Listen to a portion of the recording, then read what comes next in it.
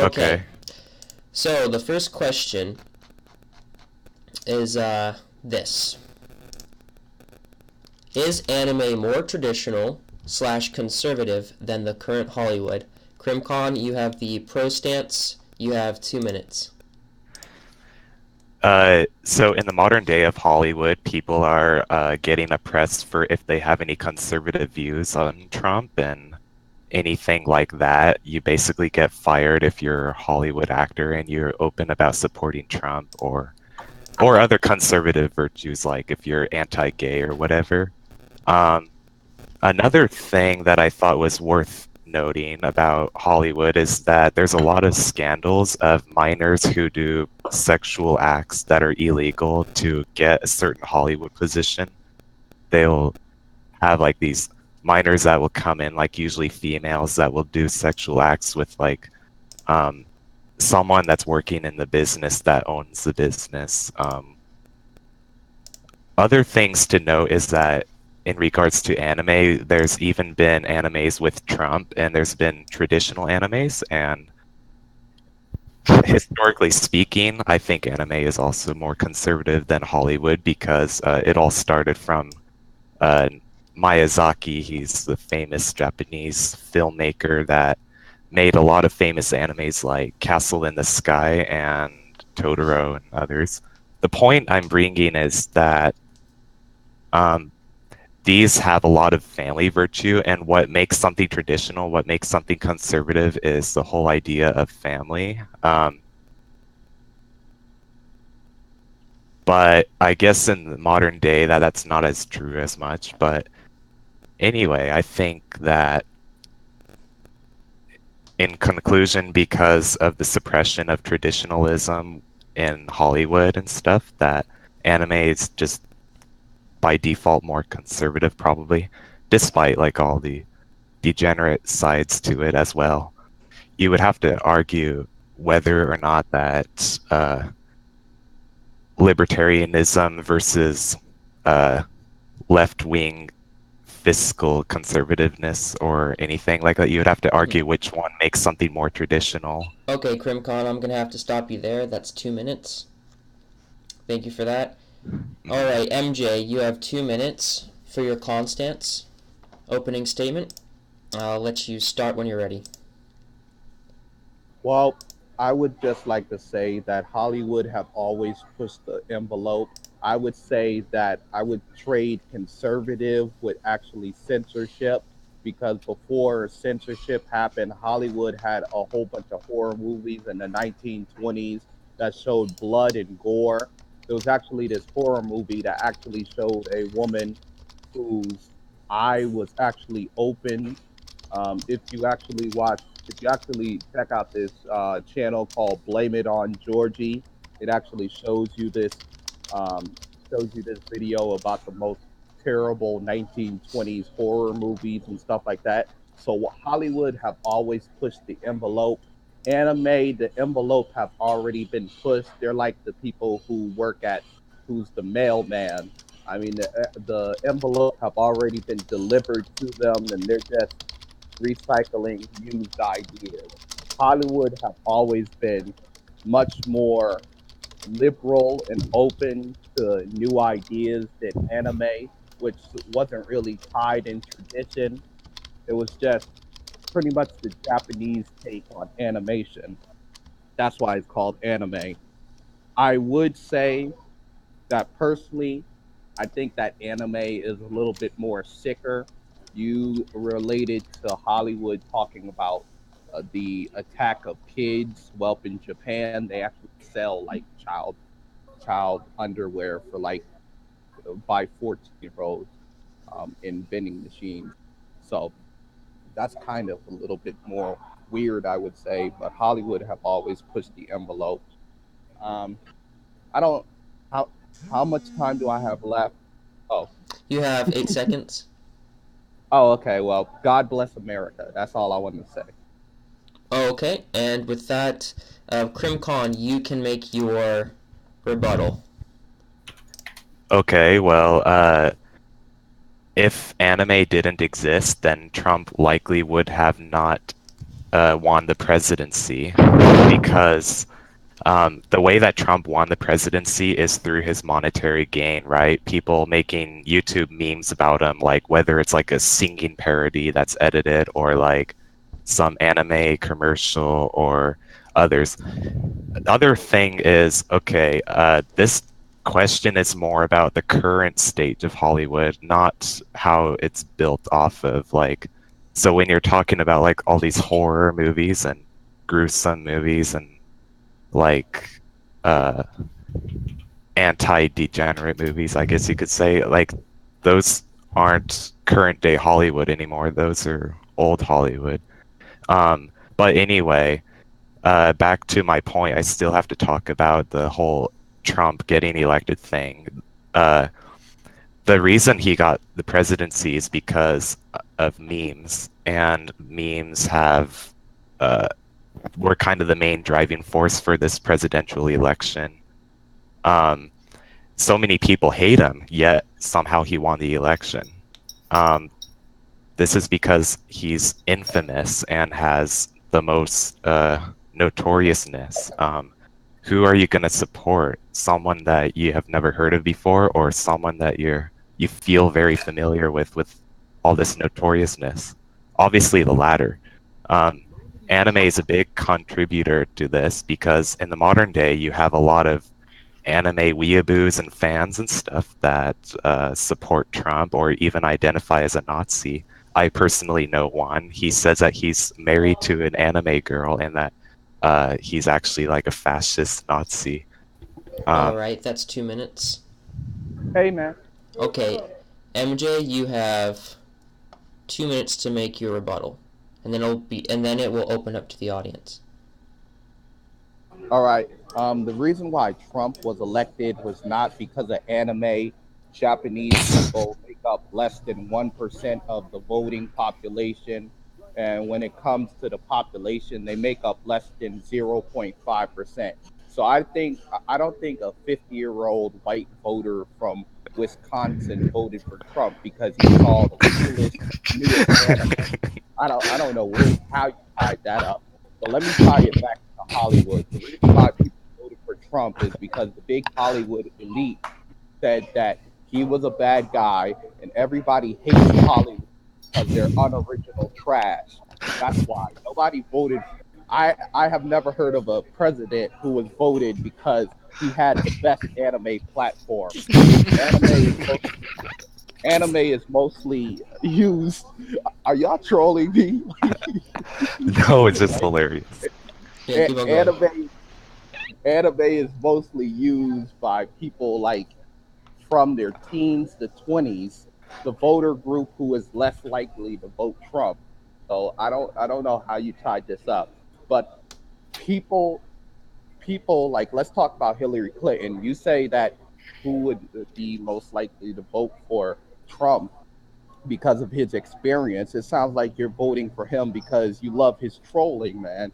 He been Hillary been in the White House for like 20 years, 2 decades. Like, if you're just gonna vote, and she said some very radical stuff. I mean, Hillary Clinton, shoot, but I, I'm running out of stuff to say. It's just so non sequitur. Anime got Trump elected, and I get that a lot of Nazi memes and stuff like that. But I think that was despite the Nazi memes, not because of it. And Trump did not get elected because of anime lovers. He got elected because white people exist. Okay, that is your 2 minutes, MJ, and we're going to open it up to the audience, but I just want everybody to remember that the topic, the question is, which is more conservative, anime or the current Hollywood? So I'm going to open it up to the audience now, and you guys can elaborate on this subject. I think Erwin wanted to say something. Yeah, okay. So, I'm just gonna make a comment about the whole topic is that anime is held to a different standard in terms of conservative. So, are we talking here about American conservative? Oh, I'm sorry, I got that wrong. Traditional also / conservative. So traditionalism as well. And I would say traditionalism being defined as putting the family unit, the protecting the family unit, and also causing it to survive. You know, a strong family unit is placed as the priority as your cultural and political policies. So that is what I would put forward for that question. Yeah. Okay, so here's what I think. I think that anime by itself is an isolated culture. And if you were talking about Hollywood, Hollywood is extremely progressive and in no way traditionalist. Actually, sometimes Hollywood is usually ahead of the flow of, how progressive society is getting, and they usually amplify it in their own productions before society actually adopts that view as a whole.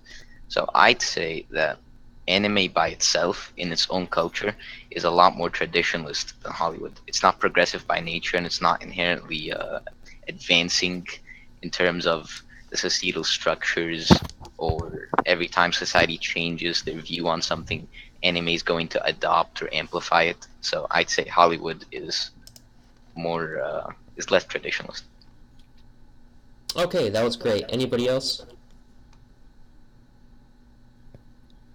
All right. And also, for those of you without mics or that do not want to speak, you can put your stance on a subject in debate chat, and if you want to take a pro or con stance, I can read it for you. All right. So I think that we cover that topic pretty thoroughly. I'll be back. I need to go do something. I'll All be right. back in 5 minutes. All right. So the second question is, should businesses have the ability to refuse the patronage of public servants? So what do you mean by public servants being like teachers? I guess like police officers, people like that.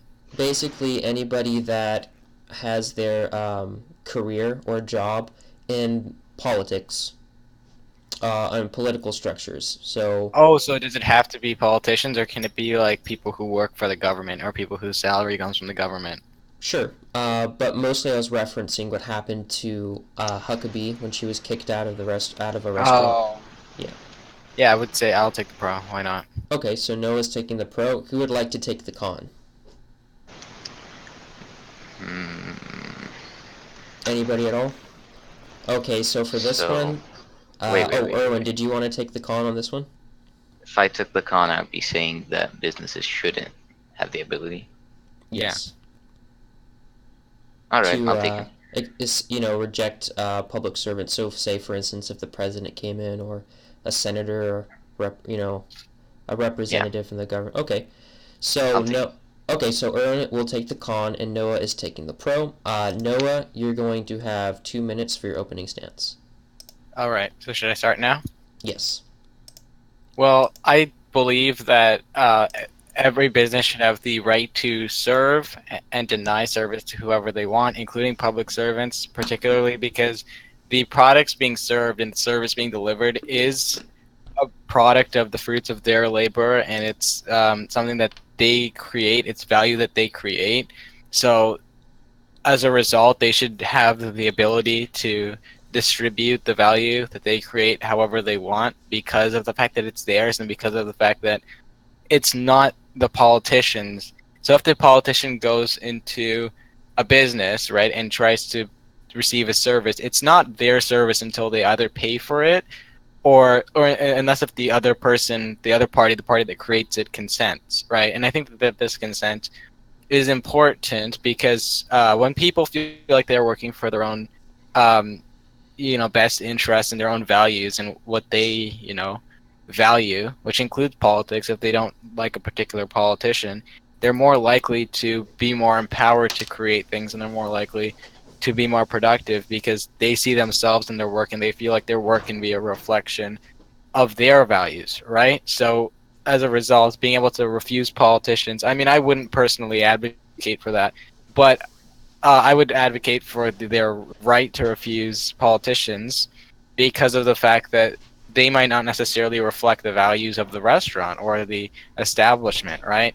So that's why I think that they have that right. And it lies mainly in the fact, if I were to sum up my most important argument here, it would probably be the idea that it's theirs and that the service is essentially theirs. It's their skill until they give it up or until they allow the other person to make use of it, who in this case is the politician. And similarly to how, for instance, this might be a bit of an extreme example, but sexual favors, right?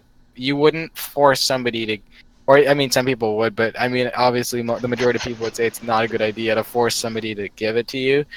And it's the same thing for any other service. They're all services, and and everybody deserves a right to their body and their own services. Yeah. Okay, so that's 2 minutes. How Erwin, long was that? How long was that? Exactly 2 minutes. Or? it's 2 minutes and 17 seconds. I was being a bit charitable on that one. But All right. Erwin, you can have the same amount of time if you need it. So Erwin, go ahead. Okay, so Noah, can I ask you a question? That's why I want to Okay, start. sure. Okay, so do you believe that you can refuse service to anyone based on political affiliation? Yep.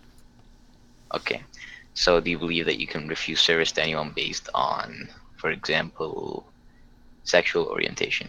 Anything. I think absolutely anything, even if you don't like their hats. Anything. Okay, but you Yeah. do realize that some things are protected nationally. Yeah, but yeah, I realize that. Yeah. Like in the state of California, they protect your political affiliation, and you can't refuse service to someone because of it. Now, I want to bring up a certain case. In gay bars, for example, Mm-hmm. even though it's against the law, they can refuse service to someone because they're straight, because they're scared that they might make the people inside uncomfortable and they hurt business. So who gets to decide if the business gets to decide that my political views or the party that I represent will make people inside uncomfortable or will make them uncomfortable? What makes this different from gay bars not allowing straight people, which is against the law, because they make them uncomfortable?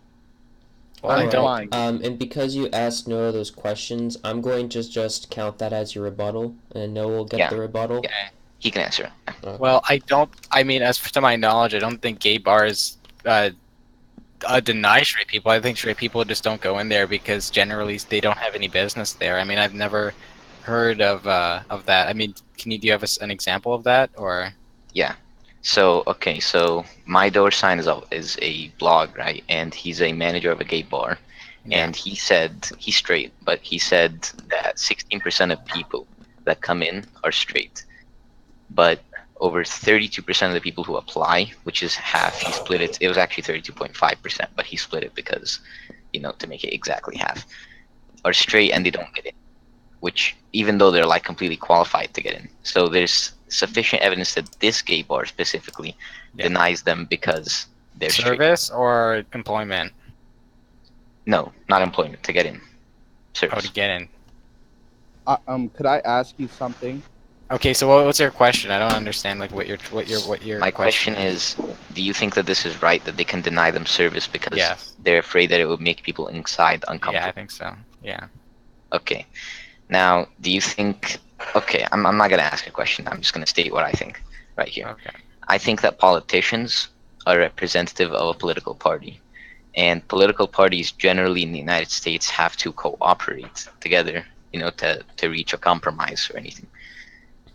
If we deny or encourage or condone or allow denying someone just because of their political affiliation, we're dividing the parties a lot, and we're making it so that you're leadership but you don't represent me, so I'm not going to follow you. I'm going to refuse you service, because even though that you represent me on a national level and you represent the White House like Sanders, I can say I'm going to refuse you service because you're going to make me uncomfortable with your views. I don't think that's right, that you can say someone's making you uncomfortable even though they're supposed to represent you as Why not? in the government. Well, because it would be dividing. This person is a public servant, and he's supposed to be the the amplification of the people under our democratic republic. If you ask me, I'm okay with with any gay bar telling me not to go because I wouldn't want to go. Like, Well, yeah, but let's assume you want to go.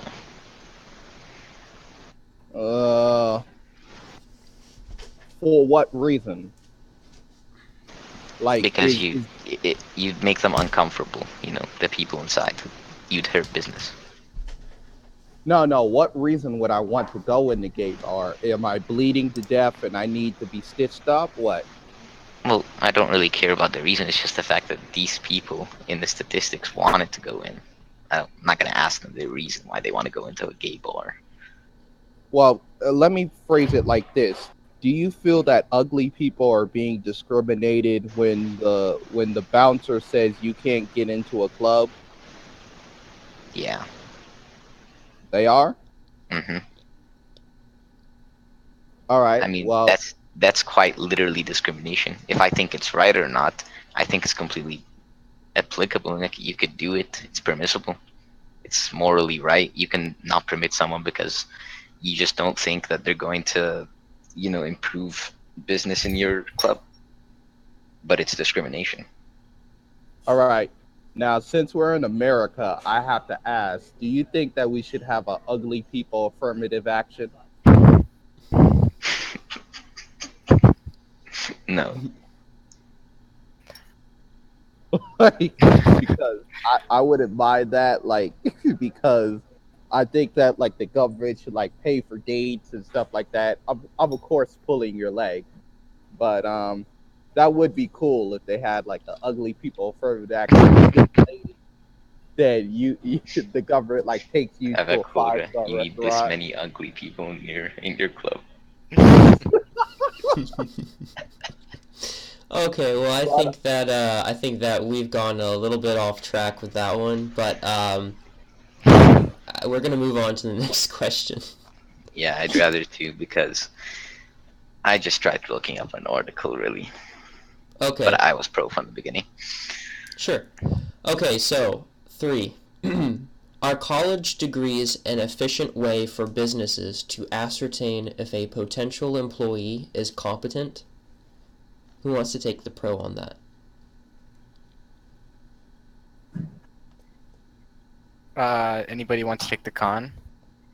Me, Okay, so MJ wants to take the con, and anybody wants to take the pro? I'm sure I'll take the pro. Okay, Noah will take the pro. And I can tell maybe Noah, you're not so sure. You need to think about it a little bit. So, I can go. okay, you want to go first? Okay, so you have 2 minutes for the pro. Hold on. I need to ask something quick. Well, to get Sure. a degree, what sort of grade do you need to get? Like, I actually don't know. At least in your country, what kind of grade do you have to get in order to get a degree in something? You just like you have to do more than just pass, right? I think generally you have to have around A or B average. Okay.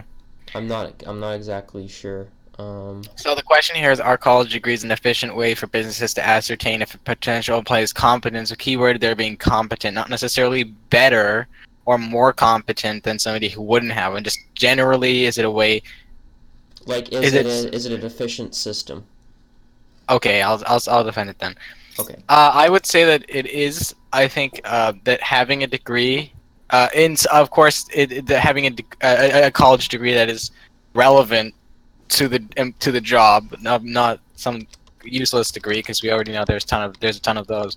But if you have a degree that is relevant to the job, I think absolutely, because in order to get it right, there is a minimum amount of competence that you need to exhibit to get a degree, right?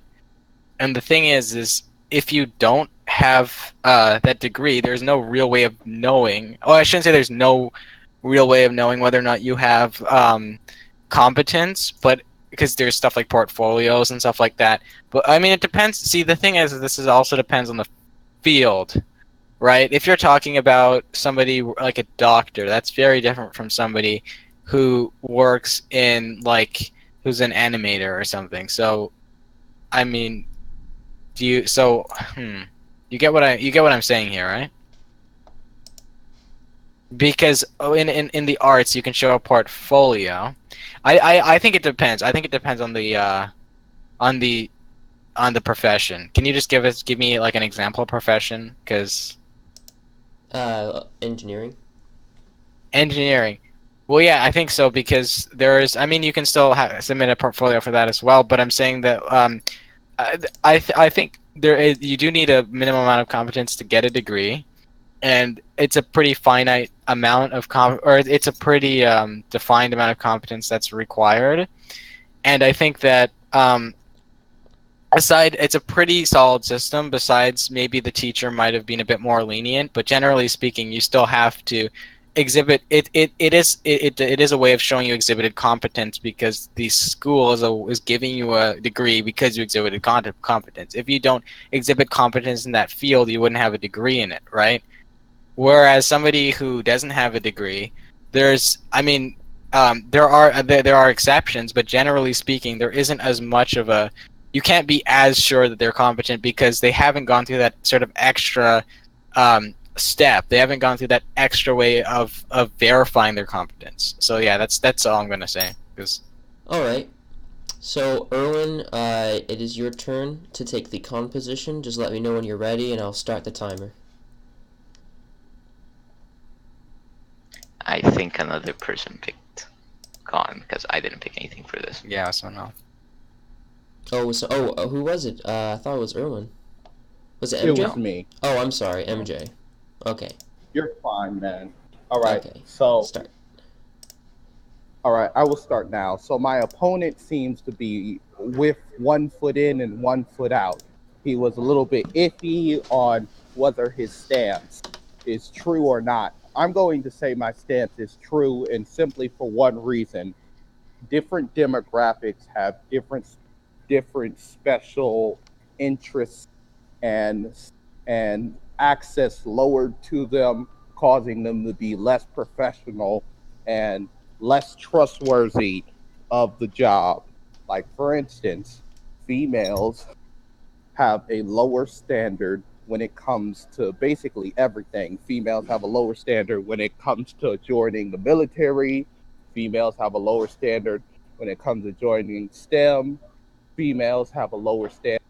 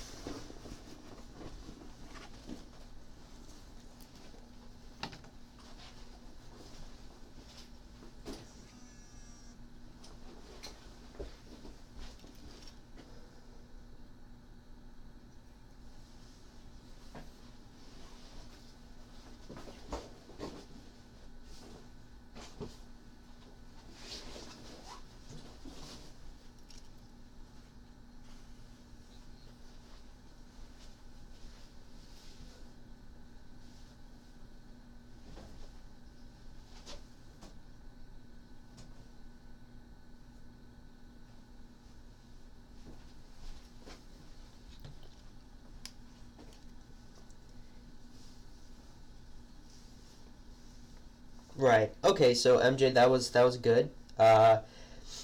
Noah, what is your rebuttal for that?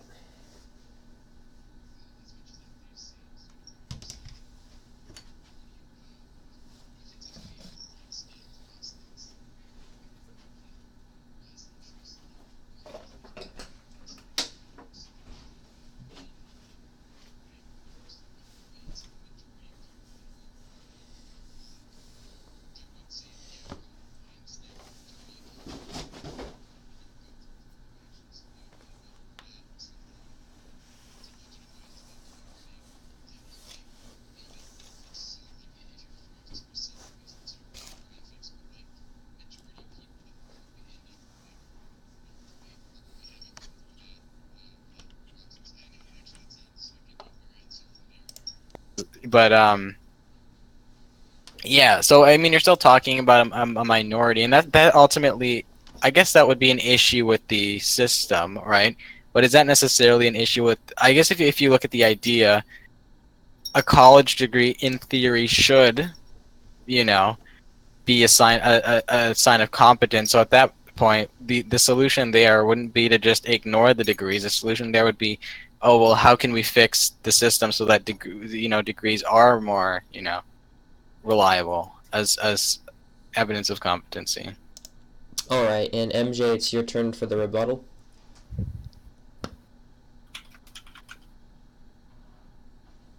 Can you hear me? I'm sorry. Okay. Hold on. Yeah, I can hear you. Again, my opponent seems a little iffy and jumpy, and even he had to admit that he's not sure, and it should. But we live in a world. We live in a world of reality, not in a world of shoulds. A lot of things should happen, but the worst will happen. If you have one bad doctor out of 100, that bad doctor can serve 20,000 patients and have 5,000 die. And then we could say, hey, look at the bright side. We can live a half half jar full life, or we could just make sure that the whole jug is good. And you're talking about changing the system. I'm sorry. Most of the voters are female, and they're going to vote the same system in every year, generation by generation, until we degenerate. We're already in a $500 billion debt, maxing up to $1 trillion by day, and nothing's really going to change. So when it comes to degrees, and especially with females being about 60% of the college attendance rate, you really think that the system's going to change? All right, is that your Especially, rebuttal, MJ? yep. Okay, so now we're going to open up to the audience, but I have something to say on this matter. So there was actually a ruling against something that I think would be very important, and that is using IQ tests in employment hiring practices. So there was a case, Griggs versus Duke Power Company in 1971.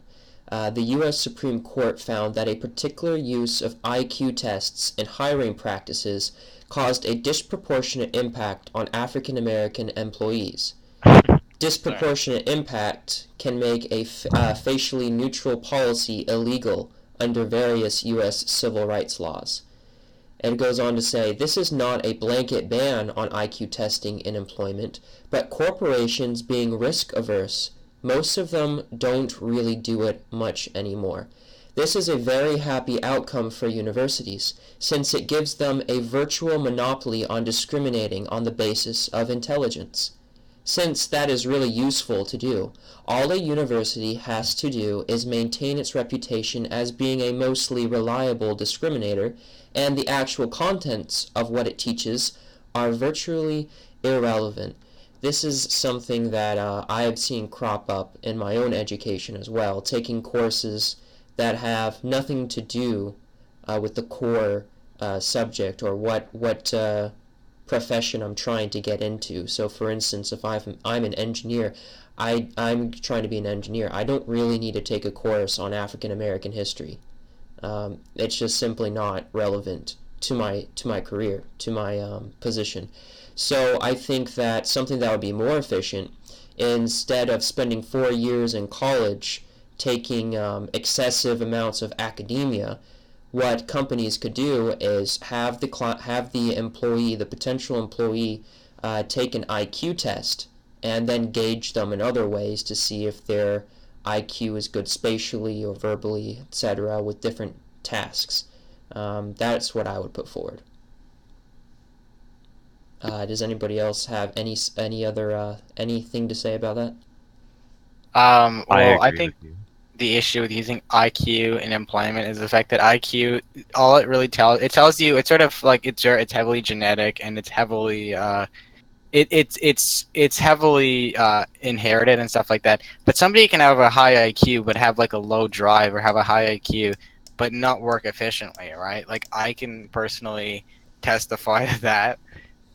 it's perfectly like a lot of people who have higher IQs also can suffer from other mental health issues that can make it difficult to do other things or difficult to somebody who might be really smart in one department might be really bad in other departments that are required in work. So that's why I think that IQ tests aren't really a good way of testing competency, because somebody with a high IQ can still show incompetence.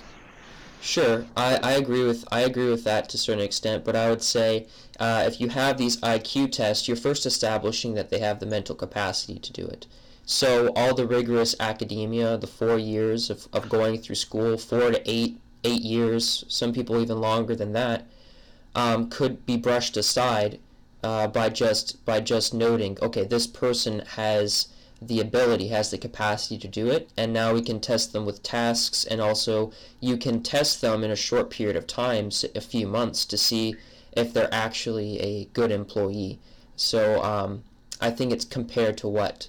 Compared to a system where we have to spend years and years to ascertain whether somebody is competent enough to just make some schematics, push a few buttons in an industrial plant.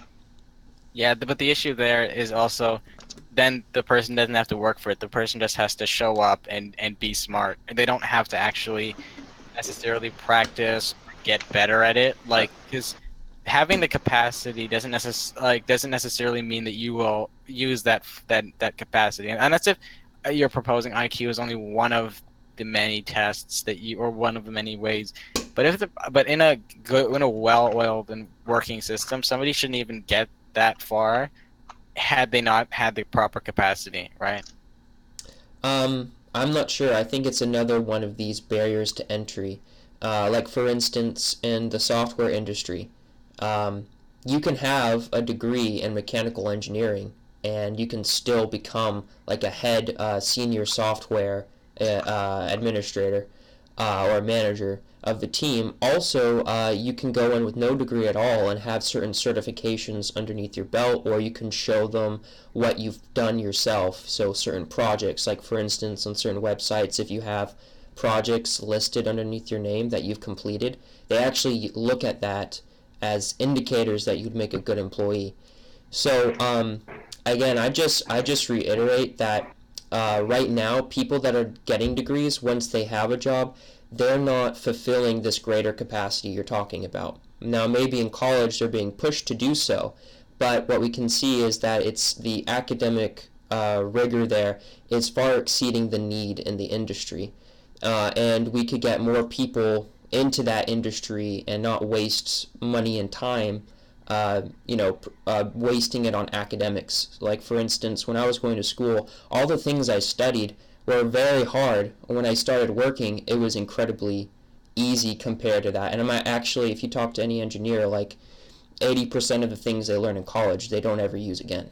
It's pretty fascinating. All right. Also, is it okay if I add a little about IQs? Well, it's a good example of how we shouldn't have such regulations, because as humans, we don't know enough to say whether or not it is a fair qualifier that it's right.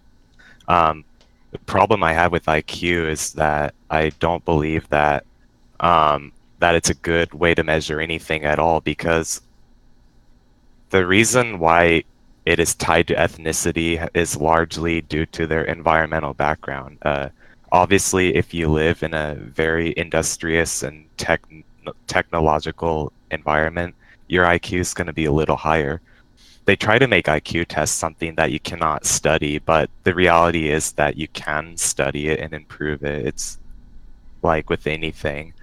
And there's been some people with like 120 IQ that scored 140 because they studied it to death. And so IQ is I just think it's stupid and skewed, and I think it's heavily manipulated in terms of the statistics and the countries. And like, I don't think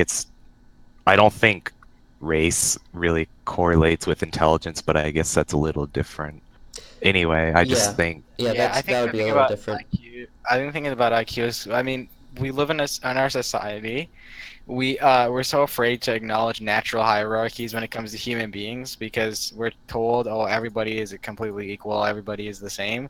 And because IQ tests are a way of sort of establishing a natural hierarchy, and I think in our very liberal, very oriented society, right, we're not necessarily as willing to acknowledge certain hierarchies because it sort of goes against the central dogma, right? So even though IQ tests are generally accepted in society to some degree, there's a limit to how much they will be accepted because of the fact that the connotation that they carry is one of hierarchy and specifically natural hierarchy. Yeah, I think there's this general meme kind of in society at large. I agree with you. Growing up, if you talk to anybody about IQ tests, the general consensus for the layman is mostly, oh, IQ tests, oh, they're stupid because they don't take cultural factors into consideration. Or you can study and you can increase your percentage. Your IQ score. But I think we should also keep in mind that all major military organizations have been using IQ tests for decades, and they use it to determine whether or not you're going to be frontline material or you're going to be somebody that's going to work with strategy or data.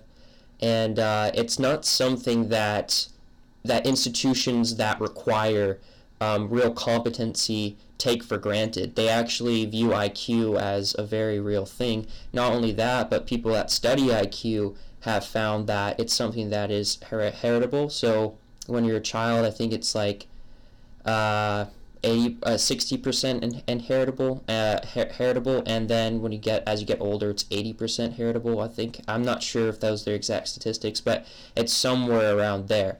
So I would say maybe for certain IQ tests, maybe they've been shown that they're not exactly as accurate as we'd like them to be, but I don't think that it's a good idea to dismiss it as something that is ridiculous.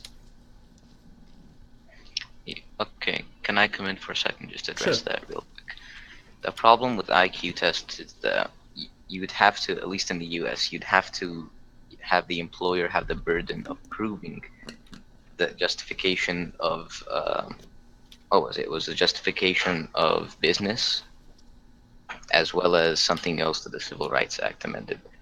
Yeah, the evidence of business justification as well as proving the business necessity of the test. So I think even if they put IQ tests in, a lot of employers still wouldn't want to do it because it would take a lot of resources and time to prove that you actually need the IQ test to relate to the business. So I don't think it's going to be effective. Just off the bat, I would disagree there because what if you're gonna have your employees have to have a 4-year degree and they're going to have to spend all this money on the degree if they don't have scholarships. First, it's going to lower the cost of employment, or just initially. So it's going to result in a lower wage. So I would see that as a great incentive for employers because degrees create this bottleneck action, just like a license would. So if it becomes more IQ based and more just sizing them up, for a few hours to a few months, it's gonna drive down the cost of labor really quickly. So I'm not sure how substantial that would be initially, but it would definitely be incentive for companies. Yeah, I also I think to clarify my stance on that, I don't really think that businesses should use IQ to measure to have for hiring, but I think they should have the right to if they want to. I think it should be legal. I just think they shouldn't do it because I don't think it's enough to properly measure competency. Yeah, I mean, I know that I don't know if the military. I mean, they don't really call an IQ test per se, but it has the same format as IQ tests. They don't do But that. yeah, Anything but else? they've been using that for decades. So I would say that if it's good enough for the military, we should, allow the private sector to use these tests and then see how efficient it does become. Because right now, the way our system is, I don't think that college is the most efficient way to do it. I think if we if we do maybe like a combination of IQ testing, and we can also still have some kind of private institutions for academia, that would be good as well. But I don't see a good reason why people should waste years of their life and all this money on a degree if they could actually just be tested for IQ and for competence right off the bat, just learning ability, see how fast they can pick it up. But if anybody wants to say one more thing on this, I'll let them, and then we're going to move over to the next question. And also, actually, what I'm going to do is I'm going to hand off moderating to Noah if he wants to take it, because I have somewhere to be at 8:30. But I'll still listen in on my phone. If I actually might have to go as well at some point, so if I do, I'll hand it over to Mr. C. Okay. And I'm gonna have to go at some point, so if I have to go, I'm gonna hand it off to Meta Mirage. Okay, sounds Okay. good. Okay. So That's a lie. I don't actually have to go. Okay, so someone can add to this discussion, and then we'll move on to the next question. All right. I'm kind of late, I guess. If the business is federal, meaning that it's the entire country, then any means of like suppression or regulation or ruling against stuff like ethnicity and gender and whatever, I think that makes it kind of more on a fascist lens, and I don't think that's good at all.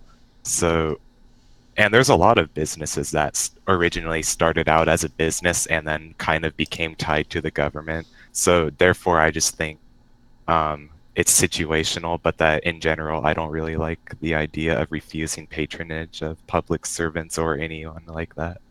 Okay. So I'm going to stop the recording here because I'm going to be traveling soon, but I'm going to let Noah handle the next question, and I'm going to start lurking. So